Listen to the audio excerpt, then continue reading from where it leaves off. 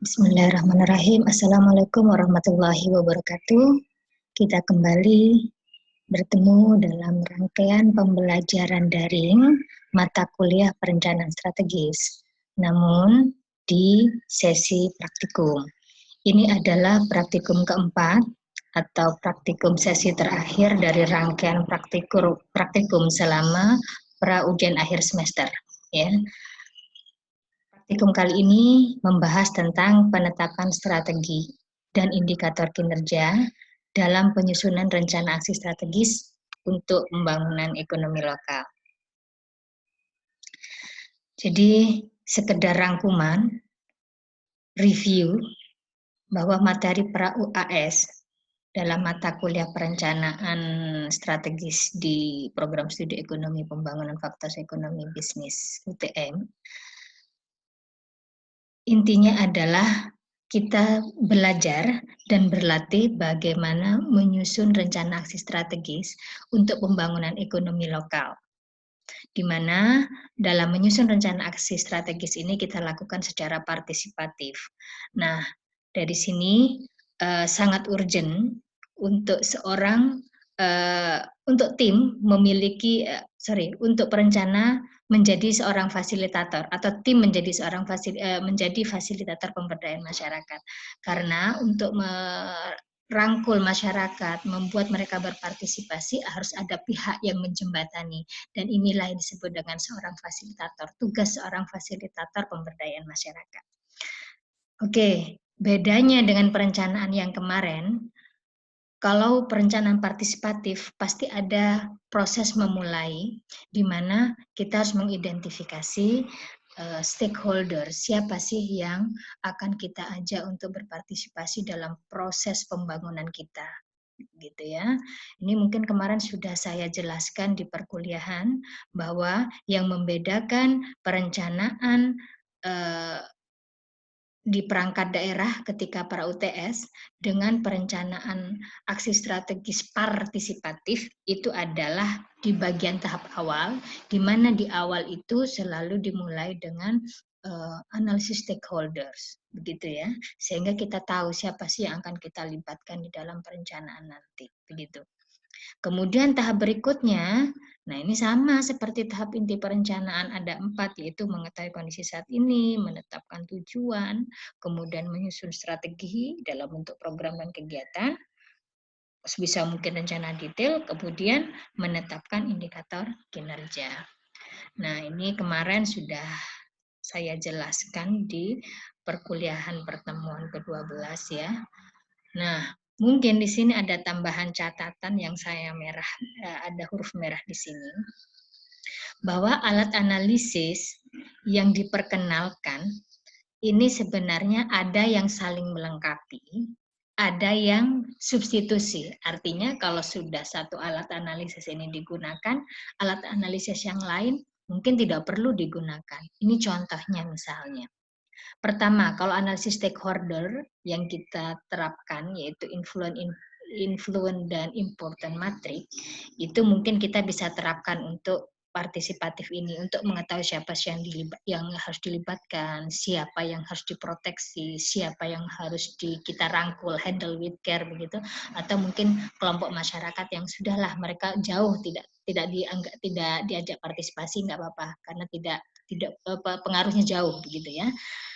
Nah, rich picture ini sebenarnya bisa menjadi komplementer atau saling melengkapi.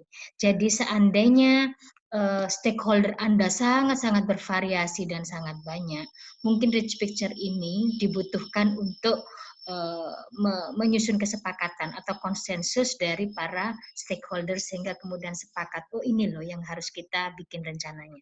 Namun kalau misalnya stakeholdersnya karena mungkin kasusnya memang lokal dan mungkin satu komoditi, pengembangan sebuah komoditi unggulan misalnya, dan tidak begitu banyak stakeholdernya, terutama misalnya stakeholdernya sudah paham banget dengan apa yang akan kita rencanakan, maka bisa jadi rich picture ini nggak perlu. Itu kita nanti fleksibel di lapangan ya. Nah, tapi karena ini proses pembelajaran, maka ya kalian juga harus berlatih ini begitu. Nah, nanti dalam penerapan di lapangan kalau rich picture dianggap Wah, nggak perlu, mereka sudah paham kok, mereka sudah sepakat kok, stakeholder-nya, maka mungkin dispatcher ini tidak perlu dilakukan. Namun kalau misalnya masih ada pihak-pihak yang tidak paham, tidak mengerti apa sih maksudnya, nah kemungkinan dispatcher ini bisa kita jadikan alat, tools untuk, menyamakan persepsi, menyamakan kesepakatan dari para stakeholder.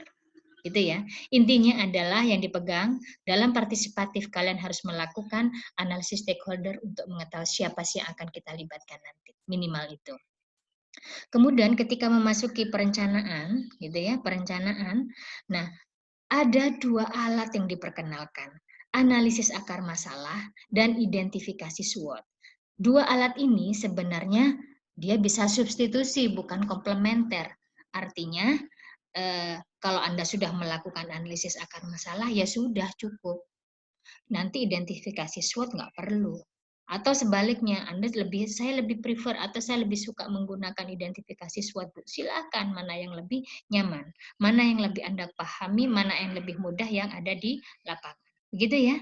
Nah, jadi salah satu saja, tetapi karena ini praktek ya, jadi kalian harus berlatih dua-duanya. Namun nanti di lapangan cukup salah satu, karena ini sebenarnya bisa substitusi. Yang penting adalah untuk mengetahui Anda bisa mengetahui kondisi saat ini. Pun demikian dengan menetapkan tujuan prioritas. Ini ada alat analisis, ada 2 alat analisis juga, analisis tujuan dan analisis SWOT untuk identifikasi tujuan prioritas. Nah, ini berpasangan dengan yang di atas.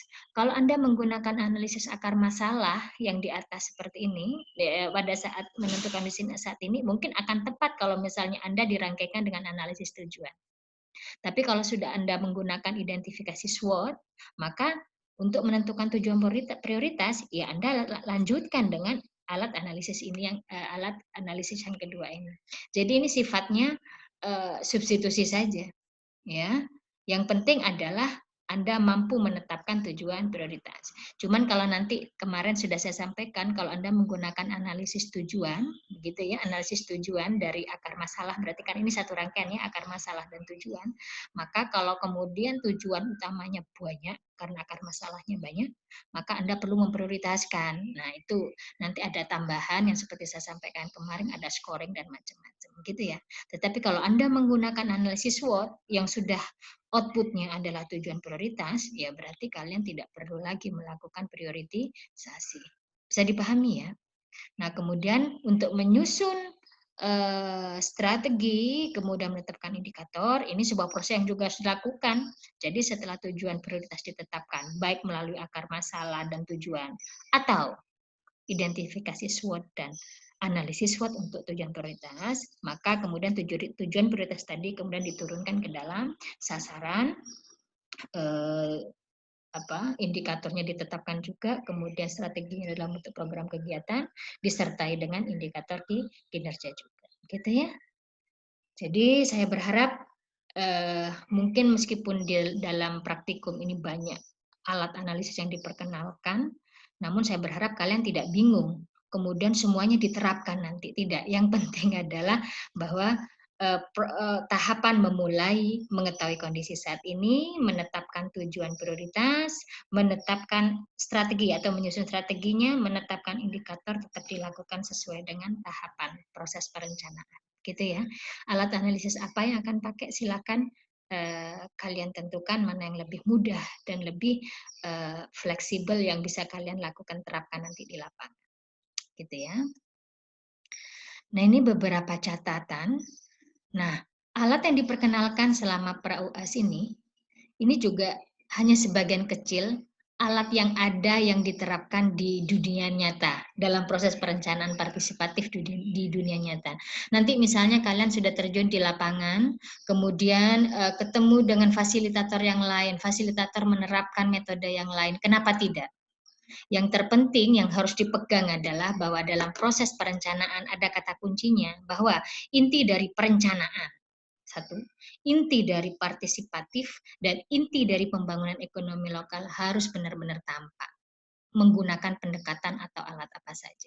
Ingat ya, 4 tahap inti perencanaan harus selalu ada, yaitu bahwa harus tahu kondisi saat ini, harus tahu tujuannya, harus bisa menyusun strategi untuk mencapai tujuan, dan satu lagi selalu tetapkan indikator kinerja untuk nantinya mengukur apakah kegiatan aktivitas kita atau program kita, program pembangunan kita itu memang mengarah ke jalan yang sudah ditetapkan, ke tujuan yang ingin dicapai, begitu kan ya.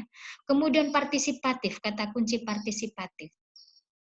Nah, kata kunci partisipatif itu selalu ada analisis stakeholder. Nggak mungkin ujuk-ujuk stakeholder, pokoknya diundang saja siapapun yang bisa hadir. Tidak seperti itu, karena stakeholdersnya bisa aja bervariasi sesuai dengan topik yang akan Anda bangun, yang akan Anda buat rencananya.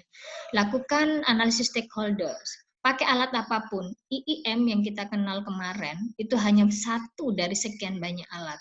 Ya, jadi nanti di lapangan atau mungkin ketika Anda browsing di macam-macam mungkin akan menemukan metode lain atau alat lain ya. Seperti yang saya bilang, alat itu adalah seperti pisau pisau. Jadi alat kita bisa banyak alat untuk memotong aja, banyak alatnya.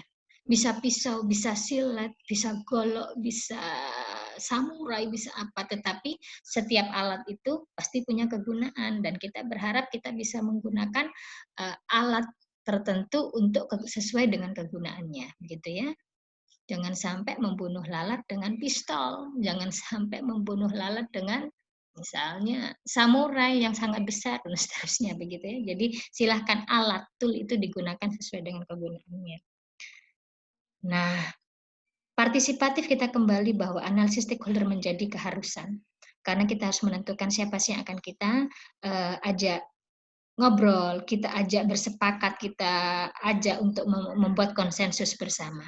Yang penting adalah dalam partisipatif itu adalah kebersamaan, kesepakatan bersama, sehingga semua stakeholder sepakat dan kemudian bersama-sama merencanakan, melaksanakan, melakukan monitoring evaluasi pembangunan bersama, gitu ya. Itulah partisipatif. Nah, kemudian kalau kata kunci pembangunan ekonomi lokal seperti yang saya sampaikan di awal pertemuan PRAWS, bahwa sebisa mungkin lakukan pemberdayaan terhadap sumber daya ekonomi lokal. Dan biasanya mereka akan sustainable. Ingat ya, sustainable development ada 3 tujuan pembangunan dan insya Allah akan tercapai secara berkesinambungan. Apa istilah paralel gitu ya. Ingat ya, tujuan ekonomi, tujuan sosial, dan tujuan lingkungan. Ya, biasanya pembangunan ekonomi lokal akan ke sana. Oke, dari hasil latihan Anda, latihan kelompok yang sudah masuk di Google Classroom, tentang pertemuan yang ke-12 kemarin, ada beberapa catatan yang mungkin kita harus saya highlight ya untuk Anda, catatan Anda ketika Anda merevisi hasil latihan Anda. Pertama adalah bahwa pastikan tujuan prioritas yang diambil adalah hasil analisis sebelumnya. Di pertemuan sebelumnya, jangan sampai Anda mengarang indah lagi, karena ini adalah satu rangkaian. Kalau Anda menggunakan analisis tujuan, ya silakan saja ambil dari analisis tujuan. Bisa ambil salah satu, analisis SWOT atau analisis tujuan, karena ini kan seperti yang saya bilang, ini adalah substitusi. Anda bisa gunakan salah satu saja. Bisa menggunakan hasil analisis tujuan, bisa menggunakan analisis SWOT. Mana yang Anda gunakan, silakan. Yang penting Anda sudah bertemu dengan tujuan prioritas. Ya, nah jika yang diambil adalah tujuan prioritas, tujuan dari analisis tujuan dan jumlahnya cukup banyak, ya maka perlu mengadakan analisis prioritisasi.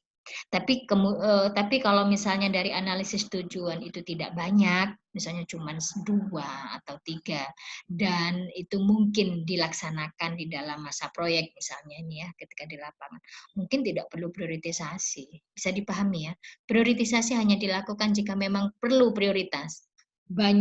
Ada banyak pilihan dan kita harus memilih mana yang lebih baik di antara mereka, mana yang lebih prioritas, maka itu kita lakukan metode prioritisasi. Tapi silakan saja, karena ini kita latihan, silakan saja Anda lakukan, nggak masalah. Bisa bisa saya juga bisa melihat bahwa oh ini anak ini serius, kelompok ini serius, tetapi nanti di lapangan catatannya seperti itu ya. Jadi tidak semuanya harus dilakukan, harus sesuai dengan kebutuhan. Nah, untuk latihan, tadi saya lihat ada kelompok yang hanya menetapkan satu tujuan prioritas. Yuk, cobalah karena untuk latihan ini dicoba ambillah minimal 2 tujuan prioritas ya, jangan cuma satu untuk berlatih. Karena kalau cuma latihan satu tidak ada pembanding nanti ya. Gitu silahkan. Ambil minimal 2 tujuan prioritas. Boleh 3 boleh. Ya, tapi saya tahu lah banyak kan nanti kebanyakan tugas nanti kalian juga ada mata kuliah lain yang membutuhkan pikiran kalian juga. Cobalah tapi minimal bikinlah tetapkan 2 tujuan prioritas dan kemudian turunkan ke dalam sasaran hingga kemudian rencana detail. Ya. Kemudian catatan berikutnya adalah cek kembali pernyataan atau kalimat indikator. Ya, pastikan indikatornya bisa diukur. Apa ciri-ciri dapat diukur? Dia satu, yang pertama adalah bahwa indikator pernyataan tersebut adalah salah satu dari 6 jenis indikator. Kita sudah belajar ada 6 jenis indikator. Kalau ada sudah masuk ke salah satu itu, ada kata kuncinya ya, ada skala Likert, kemarinnya ada jumlah, ada persentase, ada rata-rata, ada angka atau rate, ada indeks. Nah, kalau sudah mengandung itu biasanya itu sudah bisa diukur. Terus ada yang kedua, biasanya ada definisi operasional atau rumus formula ya kalau perlu rumusnya sehingga siapapun dapat paham bagaimana mengukurnya. Jadi kalau misalnya ditanya Anda indikatornya adalah rata-rata penduduk atau rata-rata petani yang memanfaatkan teknologi A, misalnya seperti itu. Nanti ditanya gimana cara ngitungnya. Nah, ini harus tahu indikator yang baik harus disertai dengan rumusnya. Yaitu misalnya, oh ini nanti rumusnya adalah jumlah petani yang menggunakan teknologi yang sudah diperkenalkan dibagi dengan jumlah petani yang ikut pelatihan misalnya. Jadi harus ditetapkan sebenarnya rumusnya dan indikator yang benar adalah harus ada formulanya, gitu ya. Nah, kemudian indikator kinerja harus disertai dengan nilai target untuk beberapa periode, misalnya 3 tahun sampai 5 tahun. Oke ya, kita ini contoh indikator kinerja dan nilai targetnya ini adalah saya ambil dari tabelnya satu kelompok ya. Jadi di sini ada apa indikator kinerja kegiatan, kemudian ada baseline. Baseline ini adalah nilai awal, di mana startnya, pembanding awal. Nah, nanti harapannya akan meningkat. Nah, ini targetnya untuk sesuai dengan periode proyek. Nah, catatannya adalah setiap ada indikator kinerja, maka lengkapi dengan nilai baseline maupun targetnya. Ya, jadi kalau misalnya di latihan kalian kemarin ada indikator kinerja tujuan atau sasaran, kemudian ada indikator kinerja kegiatan, maka yang ditampilkan juga harus dua indikator itu harus ada, yaitu indikator kinerja sasarannya apa, target baseline-nya berapa, targetnya berapa, kemudian untuk indikator kinerja kegiatan apa, baseline-nya berapa, dan targetnya berapa, gitu ya. Kemudian catatan yang lainnya adalah periode rencana tidak selalu tahunan. Nah, nanti di lapangan kalian harus bisa disesuaikan dengan waktu proyeknya. Jika mungkin proyek Anda hanya 1-2 tahun, mungkin nilai targetnya tidak per tahun, bisa saja triwulan pertama. Di tahun pertama triwulan 1, triwulan 2, triwulan 3 sampai triwulan keempat. Atau mungkin semester 1, semester 2 di tahun pertama, semester 1, 2 di tahun kedua dan seterusnya. Begitu ya? Jadi fleksibel. Tapi yang jelas kita butuh indikator kinerja untuk mengukur, mengecek keberhasilan atau ketidakberhasilan kegiatan atau program yang sedang dilakukan. Gitu ya. Oke, catatan berikutnya adalah tentang rencana detail. Kita bayangkan rencana detail ini menjadi patokan dari semua stakeholder untuk ngecek saya melakukan apa dan kapan, gitu ya. Jadi, sekarang cek rencana detail kalian. Kita bayangkan rencana detail itu ditaruh di papan pengumuman di kepala desa, misalnya di kantor desa. Setiap stakeholder tahu, kapan ya saya melakukan apa, tugas saya melakukan apa. Cek tabel kalian. Cukup informatif enggak? Kalau misalnya stakeholder masih bingung, saya sih apa sih, saya harus melakukan apa dalam kegiatan ini, berarti rencana detail Anda belum informatif, belum detail. Jadi, memang tidak ada format tabel khusus untuk menerjemahkan rencana detail kegiatan. Namun, nah di sini kalian dilatih untuk menjadi event organizer, ya. Gimana sih caranya? Kita tahu bahwa dalam suatu kegiatan itu ada tahap persiapan biasanya, kemudian ada pelaksanaan, kemudian ada setelah dilaksanakan ada tahap evaluasi. Nah, Anda bisa merinci ketika perencanaan, apa yang harus dipersiapkan? Melakukan sosialisasi tentang apa? Siapa yang berperan di situ? Mungkin tidak semua stakeholder dalam masa persiapan, mungkin tidak semua stakeholder yang terlibat. Mungkin hanya 5 di antara 10. Di pelaksanaan, yang 8 yang berperan. Dalam tahap evaluasi. Nah, gitu ya. Jadi semakin rinci, semakin informatif akan semakin bagus. Nah, ini memang banyak. Karena itu kemarin saya minta di latihan ini cukuplah ambil satu kegiatan saja tetapi detail. Saya pengen tahu kalian sebagai seorang anggaplah event organizer ada satu kegiatan, yuk dibikin detail, bisa nggak berlatih untuk seperti itu ya. Jadi event organizer Anda, ya mulai dari persiapan, pelaksanaan, siapa melakukan apa-apa yang harus disiapkan, begitu ya. Yang detail, cukup satu kegiatan, tidak semua kegiatan, tidak apa-apa. Nah, ini ada catatan akhir tentang perencanaan partisipatif. Bahwa nanti di lapangan kita terkadang tidak bisa kaku menerapkan satu alat analisis. Yang pesan saya yang terpenting adalah bahwa inti dari perencanaan partisipatif itu bisa tercapai. Anda tidak kaku menggunakan berbagai alat, begitu ya. Coba kalian lihat di buku ajar perencanaan aksi strategis yang modul mata kuliah ini, praktikum ini, kalau Anda lihat ada 2 studi kasus ya di situ. Dan dalam 2 studi kasus itu walaupun sama-sama perencanaan partisipatif, saya tidak menggunakan alat yang persis sama, tidak. Tetapi fleksibel sesuai dengan kebutuhan di lapangan. Tapi yang penting inti perencanaannya tetap ada.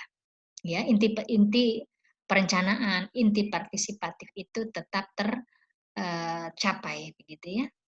Kemudian ingat ya bahwa kunci partisipatif adalah konsensus atau kesepakatan bersama. Tugas fasilitas pemberdayaan masyarakat untuk bisa mengajak partisipasi semua stakeholder. Ya.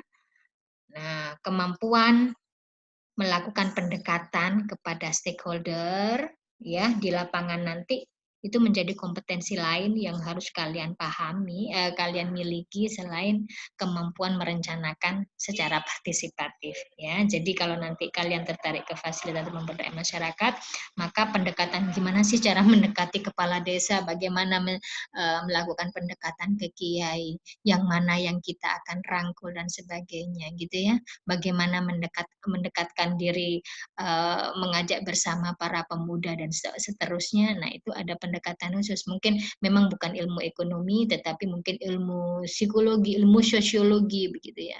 Tetapi karena memang fasilitas pemberdayaan masyarakat itu membutuhkan itu ya, maka Anda harus juga belajar nantinya kalau Anda ingin berkiprah sebagai seorang fasilitator pemberdayaan masyarakat.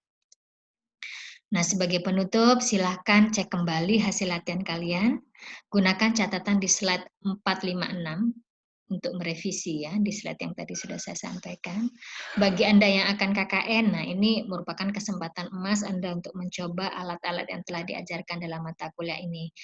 Kemudian satu lagi bagi Anda yang tertarik berprofesi sebagai fasilitator pemberdayaan masyarakat, nanti ikut saja pelatihan dan uji kompetensi yang biasanya dilakukan oleh program studi kita, tempat uji kompetensi perencanaan pembangunan yang bekerja sama dengan lembaga sertifikasi profesi UTM ya, untuk memberikan sertifikat kompetensi namanya.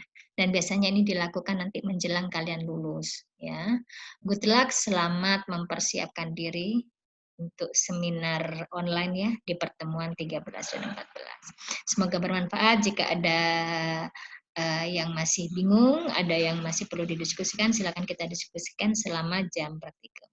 Oke, terima kasih. Wabillahi taufiq wal hidayah. Wassalamualaikum warahmatullahi wabarakatuh.